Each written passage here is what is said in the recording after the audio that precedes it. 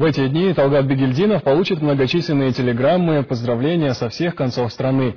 Живой легенде героя Великой Отечественной войны, летчику-штурмовику, дважды Героя Советского Союза исполнилось 90 лет. Великий человек.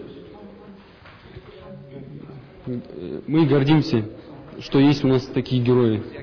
Талгат Якубейкович родился в 1922 году в живописном ауле Майбалы. Отец мечтал, чтобы сын его был врачом, но ребята тогда бредили подвигами летчиков-полярников, и он стал посещать секцию на местном аэродроме, а потом учился в аэроклубе, и вот первый самостоятельный полет.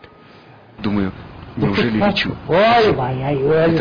Это видно, как народу. Самолет полностью в власти. Как он повернул, так и слушается.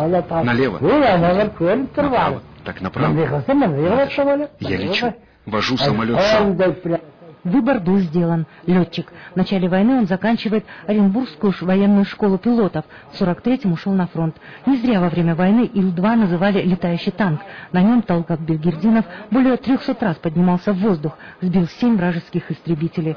Он прошел всю войну, освобождал Берлин, участвовал в параде Победы на Красной площади, за боевые заслуги дважды удостоен звания Героя Советского Союза, награжден орденами Красного Знамени, Отечественной войны, Красной Звезды, многочисленными медалями. О нем и по его воспоминаниям написаны книги. На примере таких людей и мы учились патриотизму, говорит прошедший афганскую войну генерал-лейтенант Бахыджан Иртаев.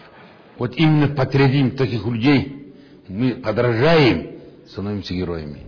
Я считаю, что вот сегодняшний юбилей нашего героя, дважды Героя Советского Союза, это наш праздник.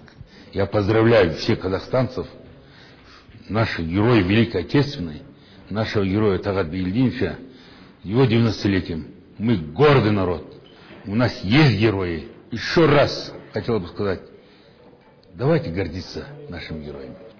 И в мирное время знаменитый летчик продолжал службу в военно-воздушных силах. Затем по состоянию здоровья перешел в гражданскую авиацию и строительную сферу.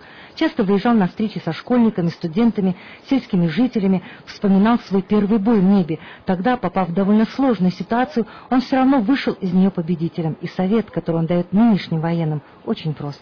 Каждый раз, кто хочет что-нибудь понимать, что-нибудь хочет делать, надо обдумать его. Если вы обдумаете хорошо, понимаете, его проиграете в уме, понимаете, у вас очень много вопросов сложится, понимаете, как выполнить, допустим, данное поручение. Гульнара Умарбекова, Агабек Казанбай, Хабар, Алматы.